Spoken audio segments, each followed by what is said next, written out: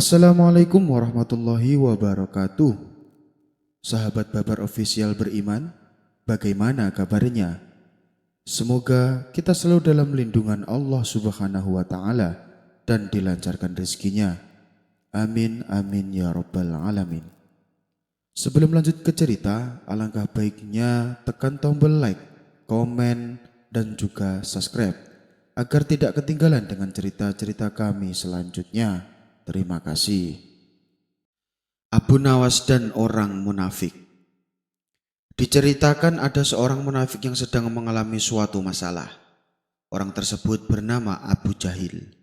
Pada masalah yang dialaminya karena akibat ulahnya sendiri. Awalnya ia hendak berbuat jahat kepada tetangganya, tapi justru ia sendiri yang menanggung sial. Anehnya ia menganggap bahwa dirinya dizolimi oleh tetangganya tersebut. Tak terima dengan hal ini, ia berencana mengadu kepada Abu Nawas. Dalam hati Abu Jahil berkata, Abu Nawas pasti akan membelaku, dia kan kawan dekatku. Maka pergilah Abu Jahil ke rumah Abu Nawas. Singkat cerita, sampailah Abu Jahil di rumahnya, dan dia persilahkan duduk di ruang tamu. Di hadapan Abu Nawas, Abu Jahil mengadukan perkara yang dialaminya. Aku telah berseteru dengan tetanggaku Abu Nawas, dan aku menuntut keadilan. Aku ingin kau menjadi hakim untuk perkara yang sedang aku hadapi ini, pinta Abu Jahil.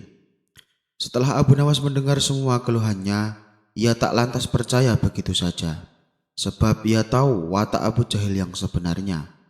Abu Nawas pun menyanggupi untuk memutuskan perkara tersebut. Baiklah Abu Jahil, tunggu saja aku di rumahmu besok pagi, kata Abu Nawas meyakinkan.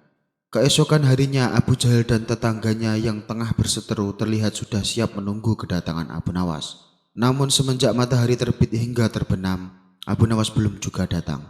Abu Nawas tidak menepati janjinya. Hal ini membuat Abu Jahil merasa kecewa dan sedikit emosi. Kurang ajar, ucapan Abu Nawas tidak bisa dipercaya, umpat Abu Jahil. Hari berikutnya Abu Jahil kembali mendatangi rumah Abu Nawas. Sesampainya di sana, Abu Jahil meluapkan emosinya. Aku belum pernah menemui pembohong sepertimu. Kalau saja Baginda Raja tahu kau pembohong, maka aku yakin kau akan dijadikan hakim untuk orang-orang munafik, kata Abu Jahil. Dengan santainya Abu Nawas menjawab, oh, benar sekali Abu Jahil. Apa yang kau katakan memang betul. Aku memang jadi hakim untuk orang-orang munafik. Pantas saja kau begitu ingin menemuiku.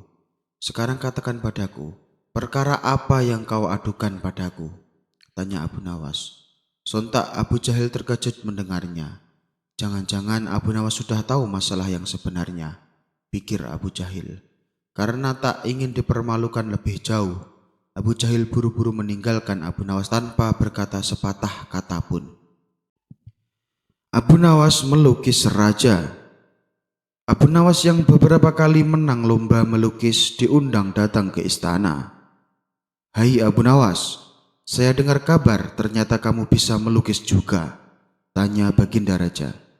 Benar Paduka, alhamdulillah beberapa kali hamba menang lomba, jawab Abu Nawas. Berarti kamu bukan hanya bisa Abu Nawas, tapi kamu pandai melukis, puji Baginda Raja. Ya begitulah Paduka, jawab Abu Nawas. Sekarang aku ingin kamu melukis saya Abu Nawas. Nanti saya akan beri hadiah uang yang banyak, pinta Baginda Raja. Baik Paduka yang mulia, hamba siap melaksanakan titah Paduka, sahut Abu Nawas. Kemudian Baginda Raja duduk di singgasana dengan mengenakan jubah kebesarannya. Sementara Abu Nawas mulai fokus melaksanakan tugasnya, yaitu melukis Baginda Raja. Setelah 1 jam kemudian akhirnya lukisan pun jadi. Abu Nawas segera memberikannya kepada Baginda Raja. Melihat lukisan Abu Nawas, Baginda Raja seketika menjadi emosi.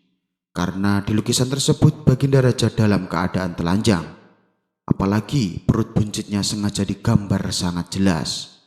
Kurang ajar kamu Abu Nawas, kamu berani melecehkan saya, bentak Baginda Raja. Dengan entengnya Abu Nawas menjawab, bukankah Paduka yang mulia sudah tahu Begitulah gambaran seseorang kelak di hari kiamat. Semuanya telanjang tanpa jubah kebesaran. Sesungguhnya kemudian seseorang hakikatnya ketika tanpa jubah kebesaran dan tanpa sandaran apapun. Karena kemuliaan seseorang hamba di mata Allah hanya pada ketakwaannya. Mendengar penjelasan Abu Nawas, Baginda Raja hanya terdiam. Ia pun bingung, apakah harus marah dan menghukum Abu Nawas, atau memberinya hadiah sesuai dengan janji yang telah disepakati. Karena apa yang dikatakan Abu Nawas benar adanya. Akhirnya dengan terpaksa Baginda Raja memberinya hadiah sejumlah uang.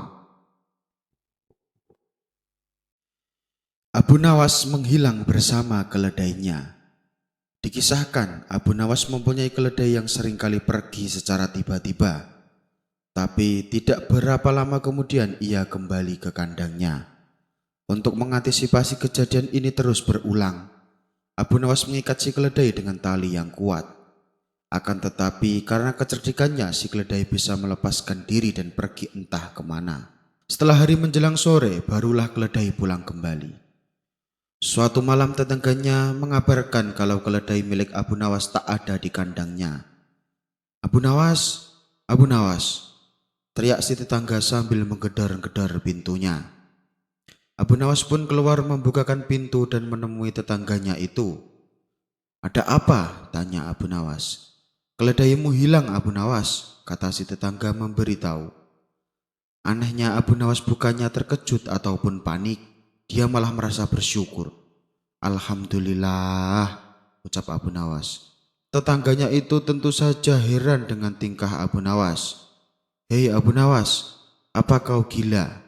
Keledaimu hilang kamu malah bersyukur, tanya si tetangga. Keledai saya memang sering menghilang, tapi saat sore dia pulang sendiri, jawab Abu Nawas. Tapi ini kan sudah larut malam, berarti keledaimu benar-benar hilang untuk selamanya, balas tetangganya. Justru itu aku bersyukur, karena rencana tadi siang aku ingin menaiki keledai tersebut. Untungnya tidak jadi. Coba kalau aku menunggangi keledai itu, tentu aku ikut hilang juga bersamanya, jawab Abu Nawas.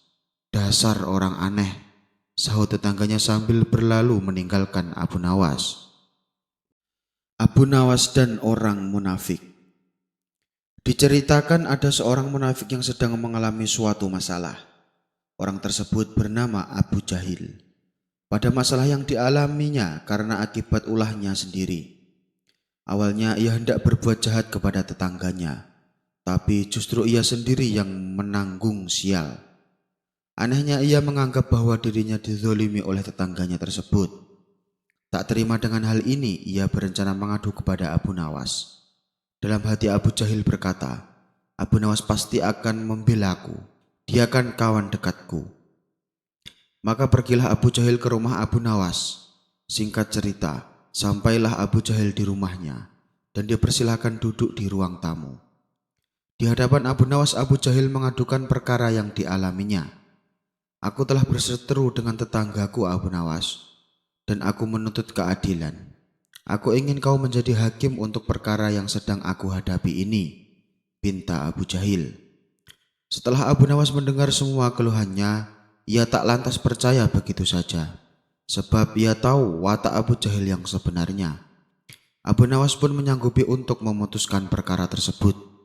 Baiklah Abu Jahil, tunggu saja aku di rumahmu besok pagi, kata Abu Nawas meyakinkan.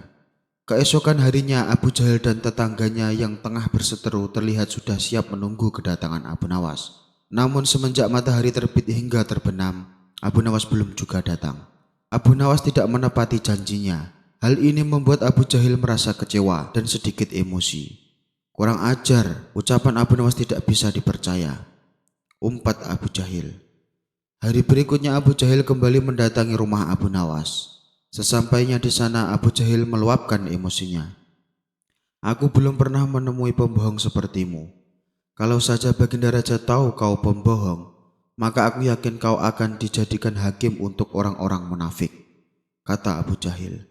Dengan santainya Abu Nawas menjawab, oh, benar sekali Abu Jahil. Apa yang kau katakan memang betul. Aku memang jadi hakim untuk orang-orang munafik. Pantas saja kau begitu ingin menemuiku. Sekarang katakan padaku, perkara apa yang kau adukan padaku? Tanya Abu Nawas. Sontak Abu Jahil terkejut mendengarnya. Jangan-jangan Abu Nawas sudah tahu masalah yang sebenarnya, pikir Abu Jahil. Karena tak ingin dipermalukan lebih jauh, Abu Jahil buru-buru meninggalkan Abu Nawas tanpa berkata sepatah kata pun.